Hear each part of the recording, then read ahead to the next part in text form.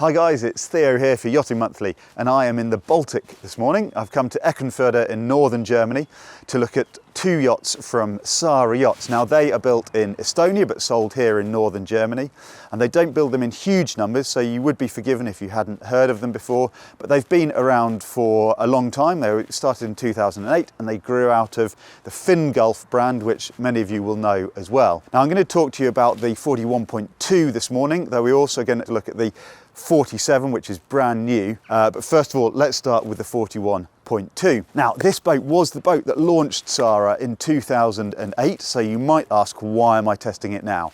It's the same hull, but she's been through two really different configurations. She was launched as a centre cockpit boat originally in 2016, then she became an aft cockpit boat, and now they've launched the 41.2. Well, they launched it in 2021. This is the first chance I've had to come and test it here. The 41.2 is really configured for two people, hence the two. So you can have one or two cabins if you want to take guests with you, but you don't have to if you just want your own space. But this is a proper sailing boat for proper adventures, and it's properly built. So I'm really looking forward to showing you what she's like and showing you what makes this particular version of the 41 so special. So we're waiting for a bit of wind and hopefully a bit of sunshine. Let's step on board and I'll show you around.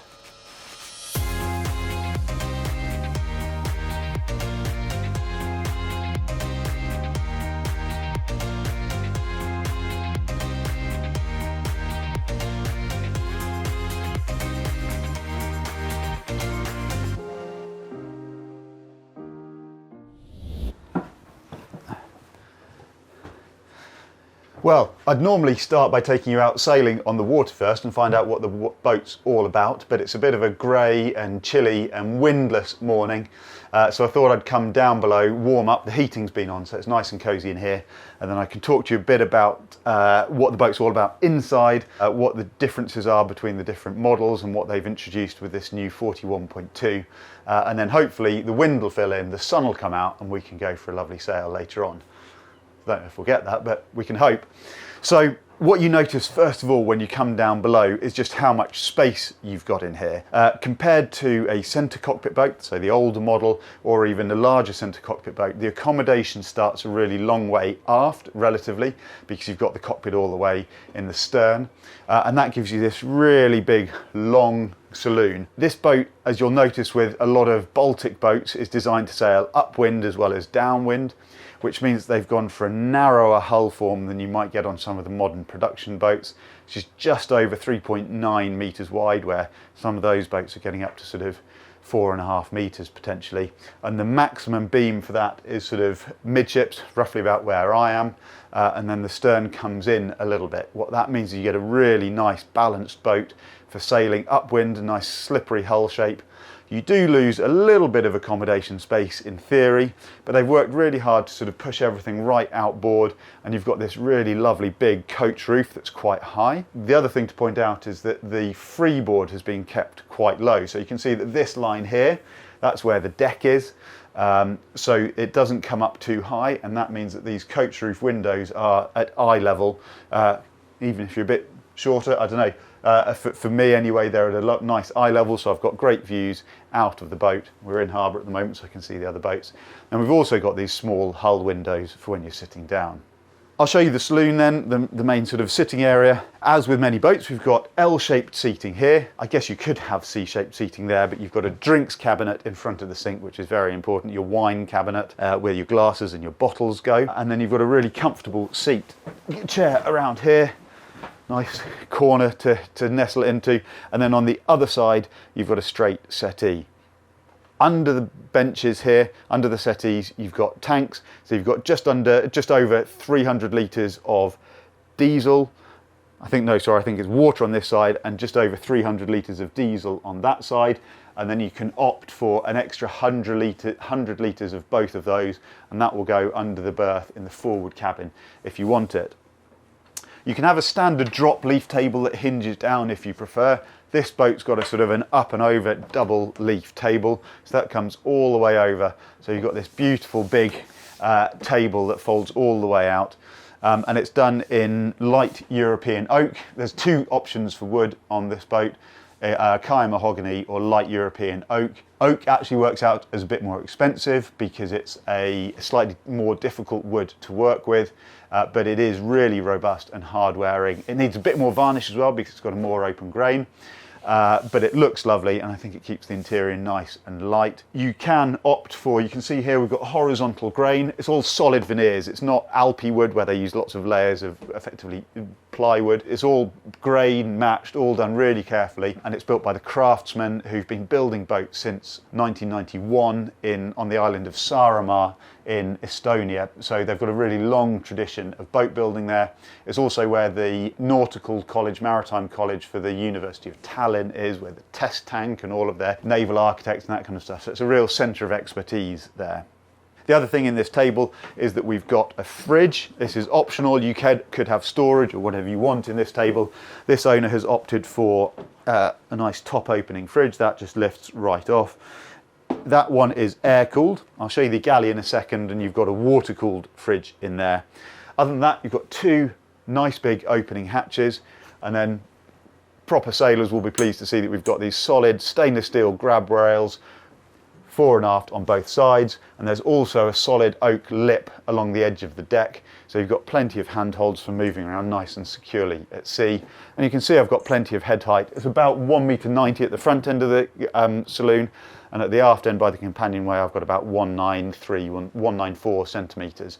So a decent amount of headroom. That's about 6'1", 6'2", I think, at the aft end.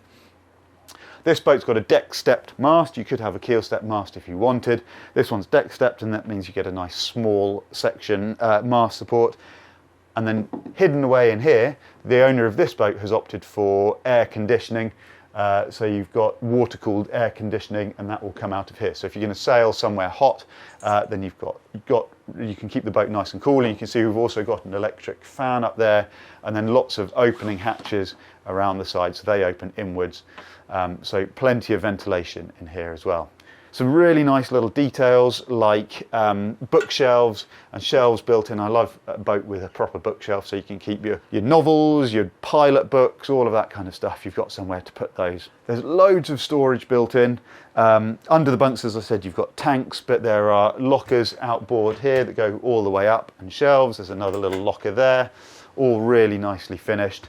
And then I'll point this one out to you as well.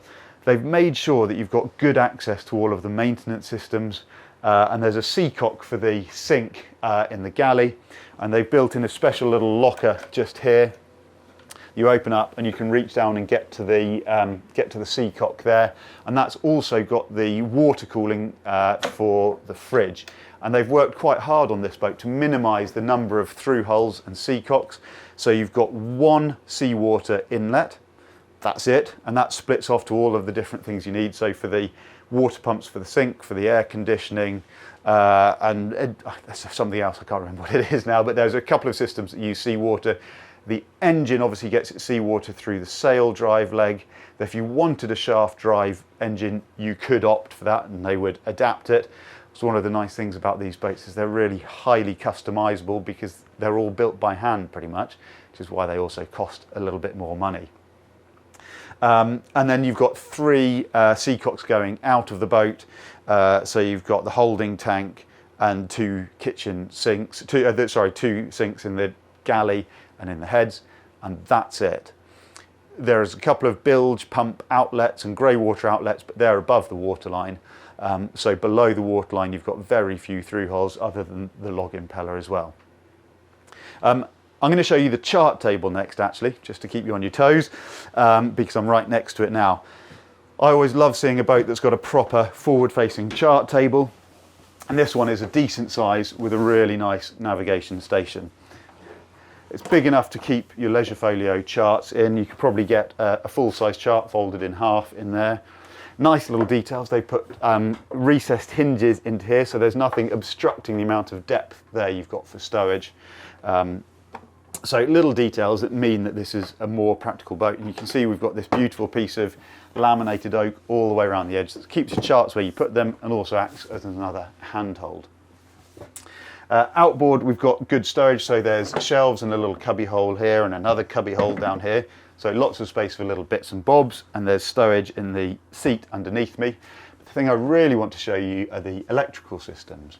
Now, all of the electrical systems on the boat are managed through the Victron. They're all Victron chargers, inverters, galvanic isolating transformers, which I'll show you in a bit. Sounds very exciting.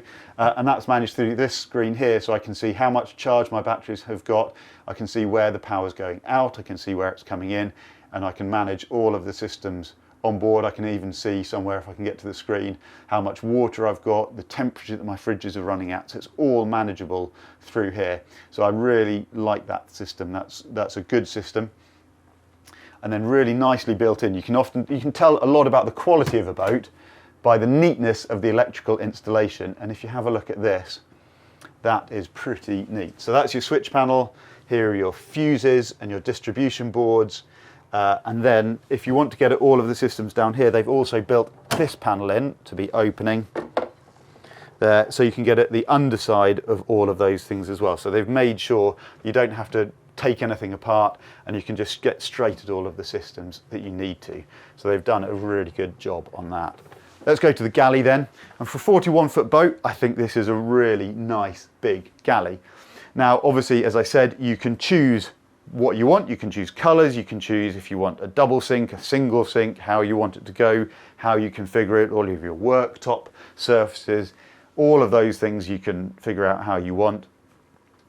And there's a foot pump here, so we've got the single sink, large single sink. That's a composite sink, which looks really nice. I'd probably go for an extra draining sink if it were me, but this isn't my boat, sadly.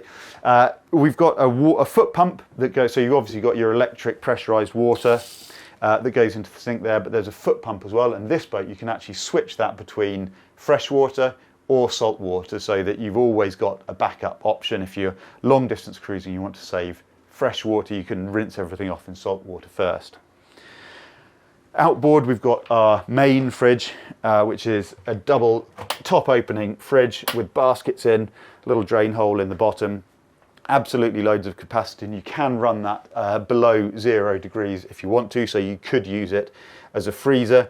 It might take up quite a bit of power, but then you've got lots of charging power on this boat as well. The boat runs off 3 200 amp hour lithium batteries at 24 volts. So that's 600 amp hours at 24, 1200 if it were off 12 volts. But because it's on 24 volts, it means that we can run induction cooking. And I really like the idea of induction cooking on a boat, because it means that you can do away with gas completely. Now, gas is a bit smelly, it gives off lots of condensation when you're cooking, but as everyone knows, it's also a really dangerous, explosive substance to have on boat. No one wants to blow their boat up. Induction cooking is a great alternative. We were staying on a boat last night and used that, boiling kettles really quick. Only downside is that oven costs about 10 times the amount that a gas oven does. And you also need to charge everything up. Now, you'll only use about 10% of your battery capacity on this boat to cook a full meal, fry stuff, boil some spaghetti, all that kind of stuff. But what you've got on this boat, coupled up to the diesel engine, or will have, you've got a standard alternator, and they're just waiting for the Baymar alternator to arrive from America, and that's a 48 volt alternator which can whack about 3.5 kilowatts into your battery, so you'll get your entire battery bank charged up with about 1 hour of engine running, and that's if your batteries are more or less empty. Obviously, you can also add solar and all that kind of stuff. So actually, the idea that you don't need to give locker space to gas bottles, you don't ever need to go and find different regulators, and you can just cruise indefinitely as long as you've got diesel in your tank, I think is a really attractive proposition. Obviously, we've got loads of stowage around here, wooden stowage with pegs and stuff, so you can adjust it to exactly how you want. Your glasses go forwards in some of these lockers, and the yard will build in inserts for exactly what glassware you want to take for the most discerning owner. And then we've also got loads of drawers in here with drawer liners and things. So it's a proper functioning galley that I could imagine you could be at sea for significant amounts of time and live very comfortably. Now, before I show you into the cabins and the heads, let's have a quick look at the engine, just because we're right here. We've got a 50 horsepower Volvo sail drive engine in this boat. They are looking at changing to Yanmar engines for a slightly bigger one. They used to put a 60 horsepower in here, but that's got a turbo on it, and they found that turbos tended to break down because no one's really using the engines at high revs. You just have them in sort of a mid-range, chugging along, cruising speeds, which is how you mostly use a diesel engine on a yacht anyway. 3 steps lift up, and the really nice little detail that I like is this deep bin underneath here. That's actually hull depth, so there's plenty of space for at least 3 or 4 pairs of sailing boots in there. Any other sort of dripping wet footwear or kit just keeps all of the mess here before traipsing it through. So I think that's really nice. And then we lift this up, that's on gas struts. Comes up pretty high. And you can see here we've got an illuminated engine space. We've got access to the front end of the engine as well as side access through the heads, through the technical room actually, which I'll show you shortly. That's the mount here, that's where the Baymar 48 volt alternator is going to go. Sort of turns the engine almost into a semi-generator, so you don't need a generator on this boat, and you can run the engine with load on it, even if you're not going anywhere. Second alternator there, easy access to your water strainer, water impeller, primary fuel filters. You've got twin fuel filters there, water separators, and then the other filters are accessible on the starboard side of the engine, which you would get to from the other locker. So that's the engine. Let me show you the heads before we go further, and there's a couple of really special things in here to show you. Now I'm going to perch down here in my shower seat, and I've also got a little screen that will come across to keep that nice and dry, so that if I want to have a shower, I'm not going to get the rest of the floor completely wet. On this boat we've only got 1 heads compartment. There is an option, you can have a heads compartment in the forward cabin as well, but if there's only 2 of you on board you probably don't need to do that. Obviously you've got a fairly standard arrangement. There's an aft facing toilet there, it means you can sit on it evenly on either tack with a bit of bracing around it. We've got a sink and mirrored stowage there, a couple of sliding lockers. We've also got access to your seacocks under here, toilet roll, not really for stowage, that's more access to systems, and there's also a water pump for the shower drain there. Uniquely on this boat, it's got electric flushing, but they wanted to be able to flush it with either salt water or fresh water from the tanks. If you want to eliminate the smells, that's quite a good thing to do when you're leaving the boat. They've got 2 separate flush systems. You don't have to switch anything between them, you just use whichever one you want. If you're leaving the boat, flush it with fresh water, and that'll mean that you just don't have all of the organisms from the sea sitting in the toilet for months while you're away. The other thing I wanted to point out to you is just behind me here, and that is we've got access to a technical room. So the cockpit locker has been fitted out as a proper technical room, so there's stowage space and workspace. This bulkhead isn't structural, which means they can cut big holes in it. And here we go, we have a proper washing machine. Not quite, it's slightly shallower, it's not a full size, it's a slightly smaller washing machine, but it means that if you're out and away you don't have to go and find laundrettes all the time, and you don't have to do hand washing. Obviously you'll use a bit of water up. Some people will fit water makers onto these boats, but actually if you're cruising anywhere in Europe then you are fairly confident you'll have access somewhere to drinking water fairly easily. Now we'll go into the aft cabin. If you can hear a noise, that is just the diesel heating running. We've got 6 kilowatts of diesel air heating on this boat, and that's fitted as standard. Obviously these boats are a bit more expensive than you get on other boats, but if you compare the finished price once you've done everything, you'll discover that a lot of the systems that you pay extra for on other boats are fitted as standard. So if you want a boat to a high spec, it actually isn't necessarily loads more to go for a boat that is initially a bit more expensive. So it's not full standing headroom in here, but there is sitting room. So here we are in the technical room, and I'm sitting on what is effectively a small workbench, and you can set this up with a vise and some tools. So, and it's always handy, I don't know, if you've got you want somewhere to stow your outboard, tinker on some of your systems, clean your winches. It's really nice to have a space where you're not worrying about the upholstery and all of your joinery and stuff. This is where you keep your tools and stuff. So I'm going to just shift down here and then I can show you everything a bit more easily.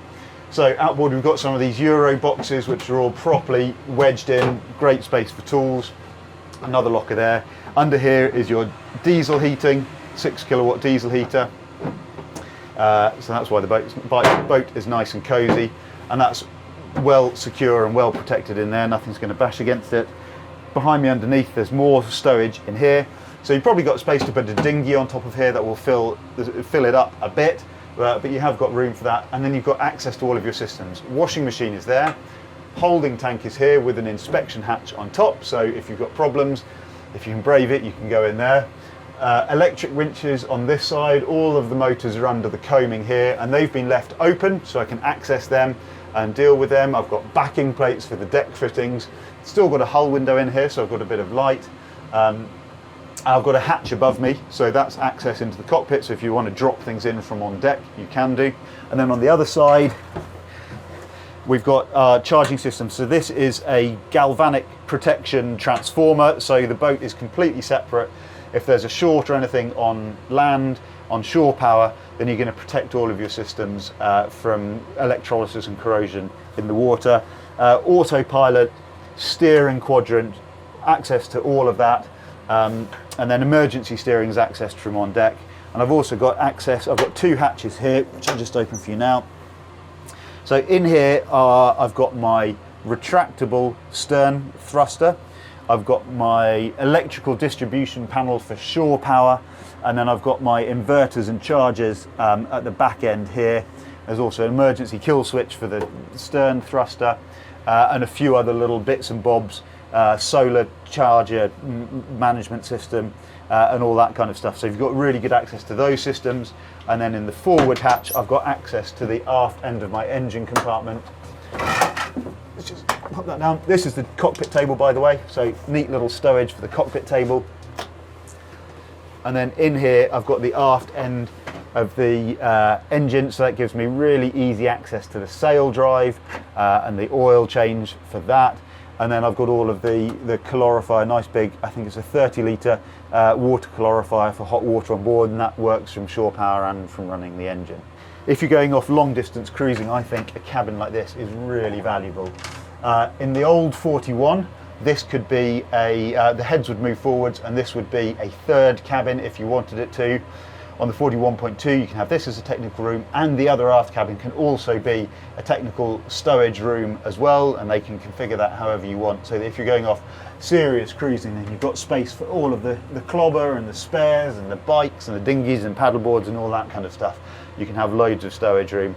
Does mean that you haven't got space for guests quite so easily, but then if it's just two of you sailing, do you need more than one cabin? Right, let's get out and I'll show you some of those cabins then. So let's start with the aft cabin then. And you'll notice that the end of this berth is a bit narrow, and that's because I was saying about the stern being a little bit pinched in, giving you a really nice boat. Sailing performance, they've obviously prioritised a boat that will sail beautifully, and you do lose a little bit of foot room in this bed. It's still a nice wide bed, but it's not a full sort of king size bed as you get in some of these really, really beamy square sterned boats.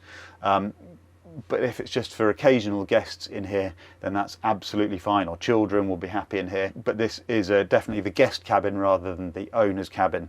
Got two good lockers outboard here, hanging space and shelved space. I've got two opening hatches, one above me and one outboard, and then I've got a nice hull window behind me as well with a full length shelf. And there's bin stowage here for all my shoes and things, so there's plenty of stowage. I've got access into the bilges here if I need it as well. And then I'm on top of the batteries, and this is where the battery bank is on this boat. So we'll lift this up. So all of the electrical distribution is properly covered and protected. You've got a number of the trip switches in here, and then we've got three 200 amp hour Victron batteries running on 24 volts. Right, let's go and have a look at the owner's cabin forwards. So you can see that the forward cabin is much more spacious than the aft cabin, definitely the owner's cabin. Now you could opt for an ensuite heads in here, but if there's only 2 or 4 of you on board, I'm not convinced that you definitely have to go for that. If you did have it, it would be where I'm standing now, and there'd be space for a toilet and a proper shower, and it'd all be very nice, but it would take up quite a lot of this standing room in the cabin. There are 3 versions of the bed that you can have. You can have this bit where it's separated with a little V. You can have it with an infill, a temporary infill that you can put in or out, or you can just have a flat-ended bed. So you get this really wide, I think it's about 1m70, 1m80 wide bed in here. It's not quite as wide at the far end, but what they have done is they've made that end wider in the 41.2 by putting in a really big, generous sail locker aft of the anchor locker, and that means you've got a really wide bulkhead there so that you can sit and sleep with your head at either end of the bed. You can even change from night to night. You can see they've put in reading lights at both ends of the bed, so you don't have to decide once and then stick with it. You can change your mind as you wish. In this version without the ensuite heads, we've got loads of stowage room under the cockpit sole. We've got one drawer under this step. If I had the flat-ended bed, I would also have a second drawer above that, and then behind me I've got 4 drawers and 2 more lockers, and then above the bed as well we've got 2 small lockers and shelves that run all the way along the outside of the hull, just underneath these hull windows. And I've got 2 opening windows and 2 opening hatches above me, so loads of ventilation. Plus on this boat you can see we've got electrical fans installed, and then a good big space so you can prop yourself up. Hope my shoes are clean. You can prop yourself up at this end of the bed. I can see out of the hull windows, and this is a really nice space to wake up. There's space for 2 of you to sit here and have a cup of tea in the morning. Very nice. Underneath the bunk, at the forward end, we've got the retractable bow thruster, so we've got bow and stern thruster. And then this boat's also got so little stowage bins there. But midships, this boat's got 100 litres of water. They didn't go for extra diesel, but they've gone for, if you can just see in there, can't quite lift it up, but there's a stainless steel 100 litre water tank in there as well. Final thing while we're on board is I'm just going to talk to you about the construction of the boat. So this boat is built in vinyl ester resin using vacuum infusion. The yard switched to fully vacuum infusing a few years ago, and on this boat they save about 500 kilograms of weight. You can either take that as a performance boost, or you can use that for 500 kilos of extra gear to carry on board while the boat still floats at the level it was designed to. In terms of construction, there's no steel girders in this boat. They felt that they didn't want the risk of corrosion and rusting and having to rip bits of structure of the boat out in years to come. So it is a GRP keel matrix, but it is fully laminated in. It's a really big matrix that stretches right out across the boat. And that's fully laminated in, so it is all one solid structural piece of the boat. And you can see that we've got a good deep bilge sump, so they mould in a keel stub, which is really deep, which means that you get the keel perfectly aligned when you bolt it on. It keeps the centre of gravity really low because you've got the keel is effectively another 30-40 centimetres lower, and if you get water in the bilge, say through some of your through holes or whatever, then the water will go straight down into there. And we've got 3 separate bilge pumps in there. We've got a manual, I think we've got 2 manuals and an electric one, and then in the forward cabin there's an extra large emergency bilge pump. So this boat shouldn't sink. They've built in also the overflows for that emergency bilge pump are actually up near the tow rail on the starboard side. That was this owner's particular request, otherwise you just get your standard 3 bilge pumps, which I think is probably sufficient. And it's just worth saying that all of this is solid laminate around the keel out to about a metre out from the keel, at which point the Divinycell foam core starts, which it makes it lighter and stiffer, but you've got solid structure all around the keel here, and you can see we've got really good big backing plates bolting that on as well. With the vacuum infusion, the other thing I'll point out when we're on deck is that any locker lids, they vacuum infuse on both sides. So they effectively do 2 moulds and then stick them together, so you get a really nice gel coat finish on both of them.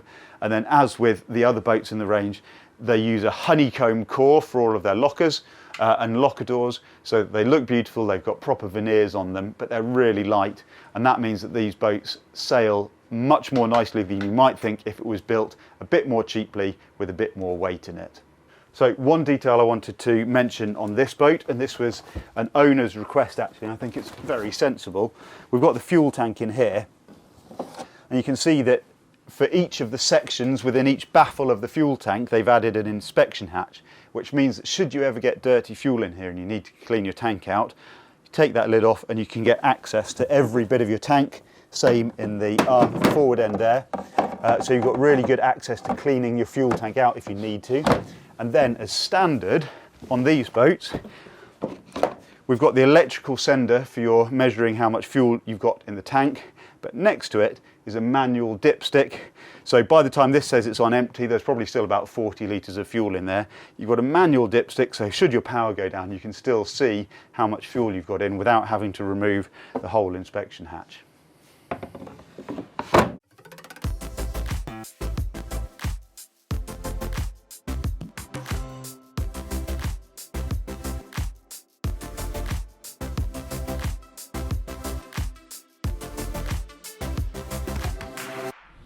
Hey, so we've made it out on the water now. It hasn't got any less grey. It's quite nice and light. It's absolutely fine. But what we have got is a lovely little breeze. Only about 9 to 10 knots of true wind. Yeah, let's have a look. Well, it's gone up to 11 knots there of true wind. But we're going down. We're sort of jibing our way down the bay here with the code 0 and the full main up. Again, we've got in-mast furling here, but it's a nice laminate EPEX sail from Elvstrom. Similarly, a laminate code 0 on the bow. It's a little bit small for this boat. It's actually off a 38 footer, so it's not quite as big, but this boat's literally only just been built, so it hasn't got all of its own sails yet. Anyway, we are sailing at actually slightly higher than 60 degrees to the wind. I'll just bear off a little bit. We're doing 7.5 knots, and in the gusts of heady heights of 11 or 12 knots true, we're getting speeds over 8 knots towards 8.5 knots. Yeah, and right now that's 10 knots of apparent wind, 7.5 knots of boat speed, and 60 degrees to the wind. So we're going along very nicely. The helm's pretty light. It's got a little bit of weather helm on. I probably need to ease the main out a bit, just balance that up again. Yeah, there we go. So she's really light and she's slipping along very easily. I mean, we've got this beautifully flat water at the moment. The wind's a little bit fluky just as it's coming off the land. But it's really nice to be on a boat with a single wheel. I've kind of got used to boats having twin wheels, but you can see that the transom isn't ridiculously wide. We've got this massive wheel here. It's over 4 foot wide, something like 130 centimetres, but it's light as anything. Really precise control, so it's got rod steering rather than cable steering, so there's no play whatsoever, and that's down to a single spade balanced rudder. And this boat isn't tippy, it's not flighty, it doesn't feel like it's going to bite your hand off, but it's really well mannered. And in anything from sort of 5 knots of wind, we're up at 4 or 5 knots boat speed straight away. Here comes a little bit more pressure. 7.9 knots, there you go now. And she just slips along beautifully, so I could imagine this would just eat up the miles and be quite a relaxing boat to be on. And then the crew can sit forwards where you're under the targa arch at the moment. So you've got a solid windscreen, then a spray hood, then a targa arch. And you can even put a little tent up just behind that. If it was particularly cold, you could stick it on auto and then keep watch from in there with the heating keeping you toasty warm. It's a boat that you could do some proper serious miles on, just short-handed as well. You'll have seen from us doing jibes and things that we've got all powered winches for hoisting the sails. There's one winch that isn't powered, just if you want a bit of exercise, but you can just use that winch to turn it onto the next powered winch for the halyards. And then we've got 50 self-tailing Harken winches, and these ones are 40s for the main sheets. It's a German main sheet system, so the main sheet comes off the top of the targa arch, where there's just a single fixed point for the main sheet. Still, you've got a 4-to-1 purchase, so this winch doesn't actually have to do very much work, and quite often I've just been able to pull it in by hand. There's no traveller, but you don't really need one because it pulls the boom right up onto the centre line, because there isn't very much vertical difference, so you get a really good sideways pull anyway. So you can get quite a good sail shape, and if you wanted to, you could put a traveller on. There's also an option to put a big full-width traveller across here, or if you really wanted to, you could put the main sheet in front of the windscreen, but then you don't get such a good mechanical purchase on sheeting the main in. So I think this setup works really well. It means there's no main sheet in the cockpit, but it also keeps the main sheet at the aft end of the boom. It's quite nice sailing. Well, we had a lovely run under the code 0 out of the bay. I say a run. To be honest, we were chasing the breeze a little bit because we had sort of 6, 7, 8 knots of true wind, not very much at all. So it's quite nice to get up at sort of 60 degrees to the wind with the code zero up. And we quite quickly had the boat up over 7 knots, 7.5, and she seemed to sit there very happily indeed. And we could get all the way up to 60 degrees to the wind very comfortably. Gradually jibed our way down the bay, and now we're working our way back in, and coming upwind it's decidedly chillier than it was on the way out, and we haven't got the nice warm sunshine that we had yesterday when we were on the Saare 47. Nevertheless, I'm having a lovely sail. You can see we've got this big wheel with rod steering, linkage down to the steering. There's absolutely no play in it, so it's a really precise boat to sail. She's not the beamiest boat, as I've already mentioned, 3.92 metres wide with a relatively narrow transom. But you can see that as we're helming, it's not having any appreciable effect on what the helm feels like. The helm is dictated by how well balanced we've got the sails. The wind's quite shifty. It's sort of swinging around by about 30 degrees as it's coming off the land. But on the whole, we're sailing upwind now, so we've got 9 or 10 knots of true wind. That works out as about 14 or 15 knots of apparent. Sorry, I'm pinching there a bit.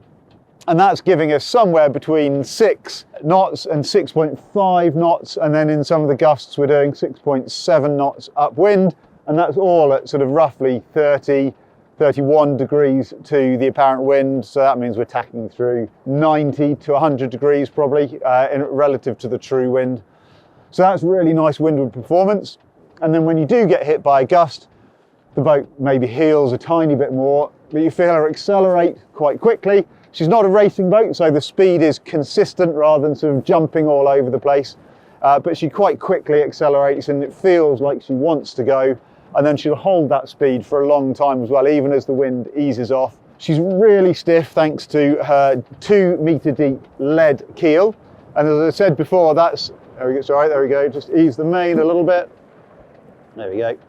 It's got a really low centre of gravity because it's bolted onto an already quite deep keel stub, fiberglass keel stub, and then it's all lead, 100% lead, so that gives us a ballast ratio of about 42% and a really deep centre of gravity, which is why we're standing up to our canvas now.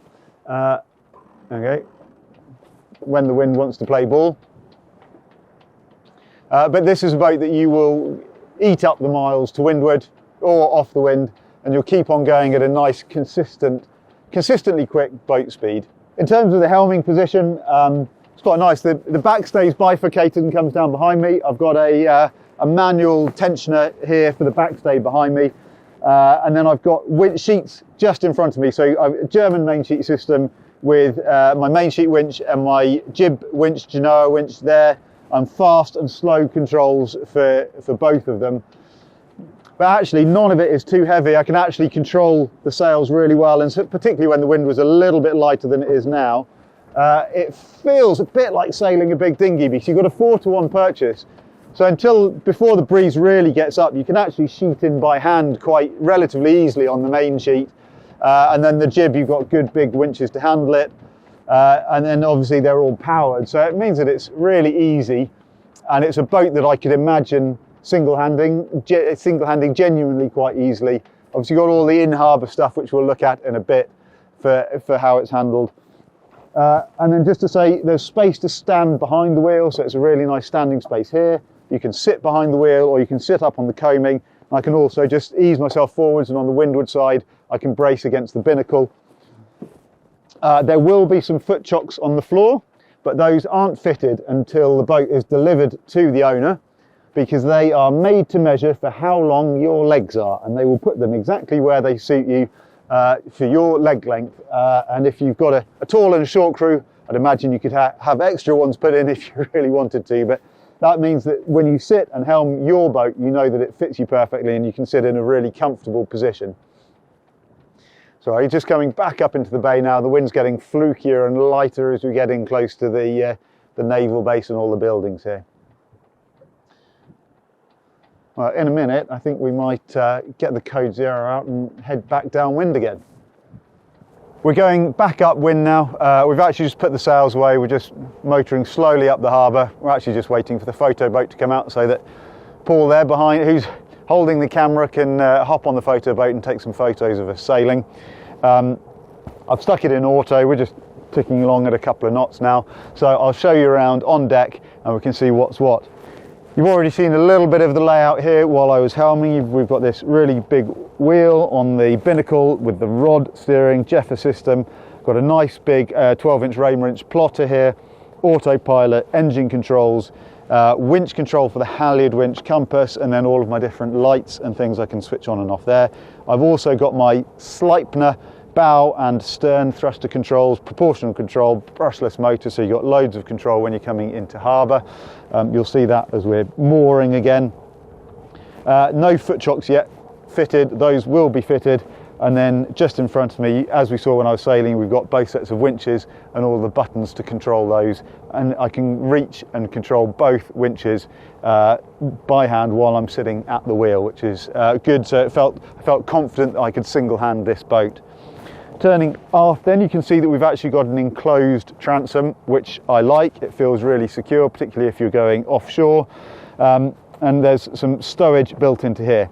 This little seat here, little wooden Iroko seat, can be removed, taken out. There's a little bolt that goes through from this locker, but I'll leave that in place for now. And then I've got 3 little lazarette lockers. This one's just empty, it's quite deep. Well, there's got a false floor in, so it's not too deep. There are a couple of systems with an access hatch at the bottom of it, but I can shove fenders and things in there quite easily if I wanted to. And there's a deck shower fitted just on this side as well. In this side, I've got a really clever life raft stowage. You'll have to come and have a look in a minute, but basically there is a wooden handle here, and what I would do is I'd shove the bathing ladder down, and then I would give this a sharp tug upwards, and as I do that, it'll pull 2 pins out, which holds the door shut. The door then swings open, and as I keep on pulling on that line, it slides the life raft simply out over the transom, so I don't have to pick it up, I don't have to touch the canister, which can be really heavy, and there's a little metal rail just to guide it out, plop it straight out over the stern, and that's the life raft launched. I haven't seen that on any other boats, and I think it's a really clever little system. It does take up a bit of stowage room, but then I think there's more than enough on this boat to cope with. And then there's another little lazarette in here. Again, there's a few systems you can get access to, and this boat's got some hose in there because they might be fitting a water maker in there, so that's all ready to go. In harbour, at anchor, you'll probably take this out, take the wires down. There's no fold down bathing platform.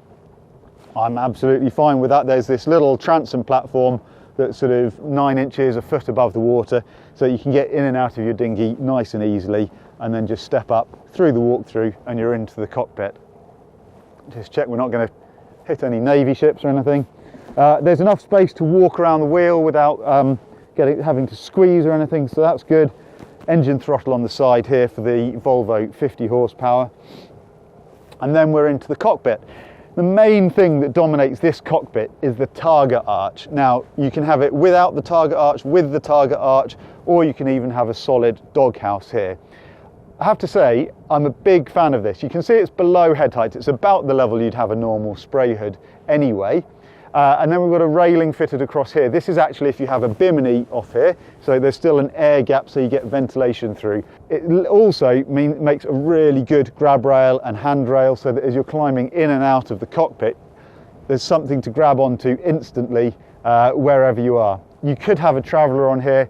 We've got this 4-to-1 main sheet system, and that's right at the end of the boom, as I pointed out earlier, so I've got a good sheeting angle, and actually I can get the boat pretty much bang on the centreline because you've only got a few inches here in terms of height. So I don't think you actually really need a traveller unless, I mean, if you really want a traveller, you'd probably put one across the cockpit instead and not bother with the target arch.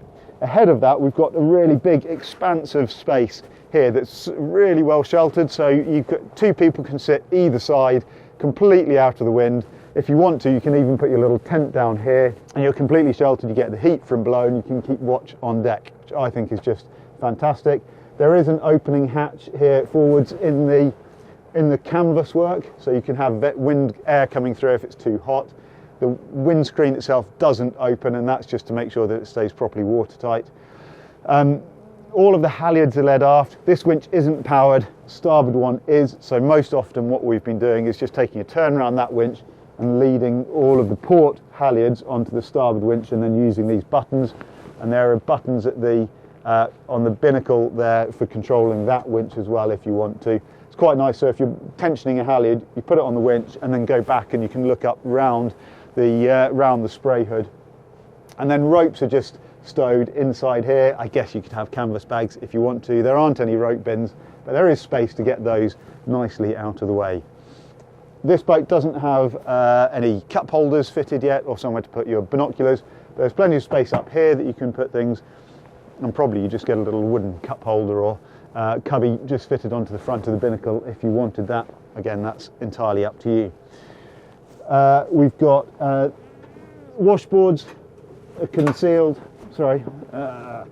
captive washboards, so they just slide up, squeeze the handle together and they go down, and then any water that gets against there can drain down. Two big cockpit drains at the aft end of this cockpit. It's not an open cockpit, as I say, but they've got good big cockpit drains to drain all the water out. If you get any water on deck, okay, all still okay, good. Fine, the cockpit lockers. Let's show you the port one first, which is just under where you are, Paul, actually. So if I just open that, and this is just a shallow cockpit sole depth locker. It's all got our mooring lines there. You can see it doesn't go very far down at all, but that's enough to put your mooring lines and your shore power cable in and keep that out of the way. Easy to access. And on starboard side, we've got the entrance to that technical room that I showed you before. So you can shove stuff straight down into there. That's where our fenders are at the moment. There's loads of space in there. You can use that as a proper cockpit locker, but you can also work in there as a little bit of a workshop as well. So you've got good amounts of stowage there. Access to your bilge pump, one of your emergency manual bilge pumps there, so you've got all the systems you need. Right, let's go up on deck and we'll have a look around there.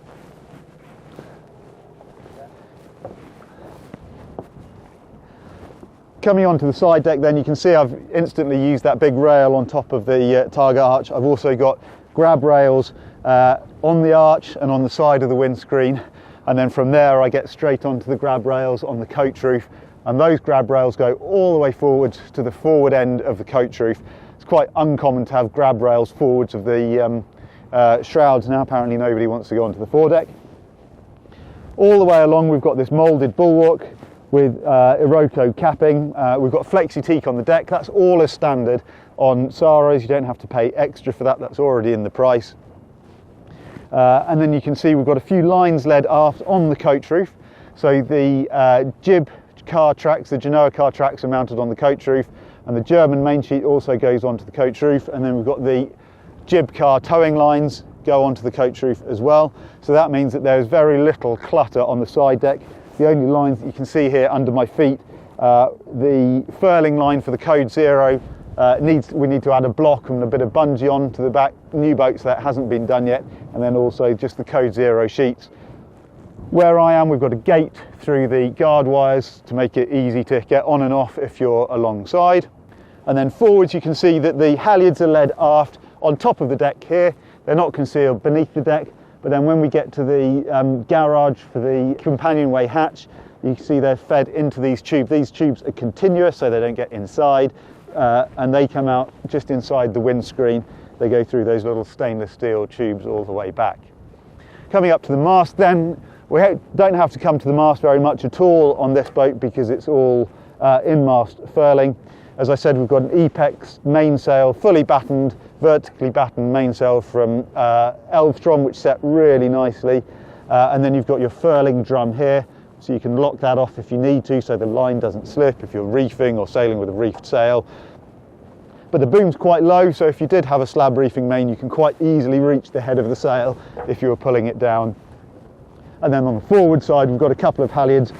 Here you can see we've got the burgundy one is for the Code Zero, and then you've got a spare, this one is your removable inner forestay.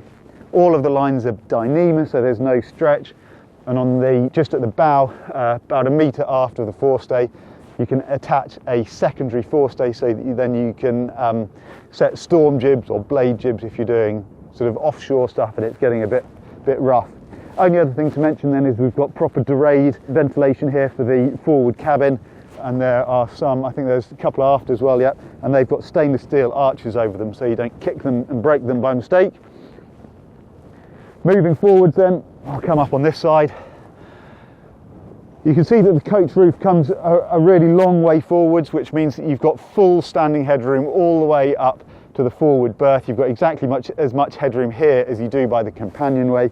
That's a really nice detail. And then I'm standing on top of this, the big sail locker that you've got in front of the forward berth.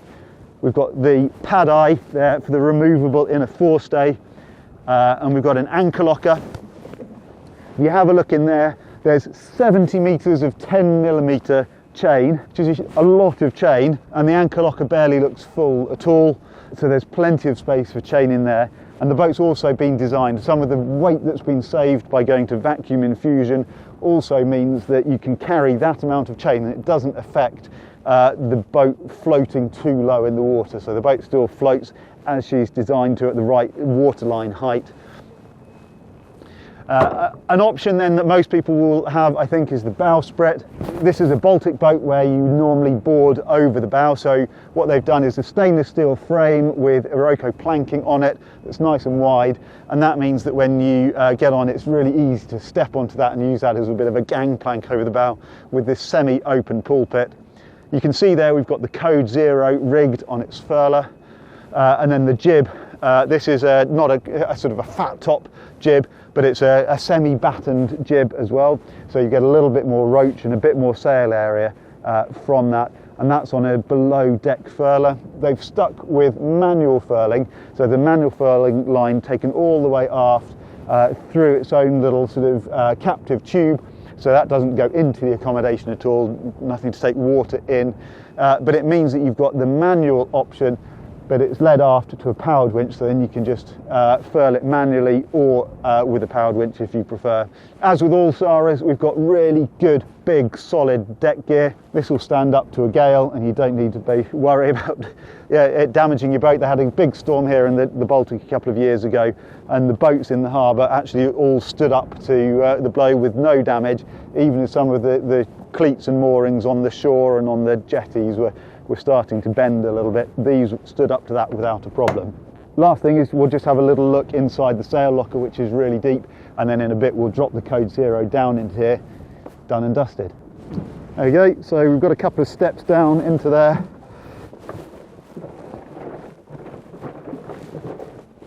There we go. And there's even a false floor in here, so that you've got a bit more storage. You've got some shelf space there, and there's your motor for your anchor windlass. So there we go, that was the Saare 41.2. I hope you've enjoyed coming aboard with me as much as I've enjoyed sailing this boat. In the end, we did get lucky with the weather. We had both sunshine and wind for a glorious sail out on the bay here.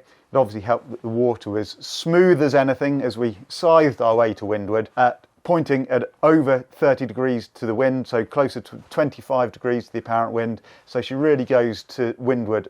Other things that I've enjoyed about this boat, she's got proper performance. She's really nicely built with really good attention to detail. I think the layout below and on deck works really well if you've got a small crew. And I really like the tech room that you've got on this, and the targa arch I think is a great option. I've had to think reasonably hard to find things to criticise the boat for, because I don't think anything's done badly on this boat at all. But there are maybe a few reasons why you might not buy this boat. If you're after a really beamy Mediterranean cruiser with lots of lounging space on deck and big open spaces down below, this boat probably isn't for you. She's designed for keeping you safe and secure when it gets rough and sailing really beautifully. She doesn't feel enclosed or pokey at all, but she just isn't one of these sort of ultra-wide, ultra-high volume cruisers you see today. There's a couple of little things, so the aft cabin, for example, because the stern's a little bit narrower, the aft cabin is a little bit smaller, so if you want a big rectangular berth, again, this boat isn't necessarily going to be for you. And in the 41.2 version, we haven't got loads of cabins, so if you're going to want to bring lots of guests with you, then either you'd look at a different version of the 41, or you might look elsewhere. And finally, maybe the biggest reason not to buy this boat is that this kind of quality doesn't come cheap. Base price in euros, excluding VAT, you're looking at about 520,000 euros. In pounds sterling, just check my list, that's about 450,000 pounds sterling base price. All in, all the kit that you've seen on board and tax paid here in Germany, you're looking at about 750,000 euros. and in pound sterling that equates to just under £650,000. So it's clearly quite a lot of money, but it does equate to many of the boats that you might consider her competitors, and I feel to have a hand-built, handcrafted boat where you can customise all sorts of different things on board for that money, and a boat that sails as nicely as this, that's actually probably in roughly the right kind of ballpark. So if you have got that kind of money and you've got good taste in sailing boats and you want a properly built boat that will sail really nicely and take you on some awesome adventures, then I think this boat should be on your list.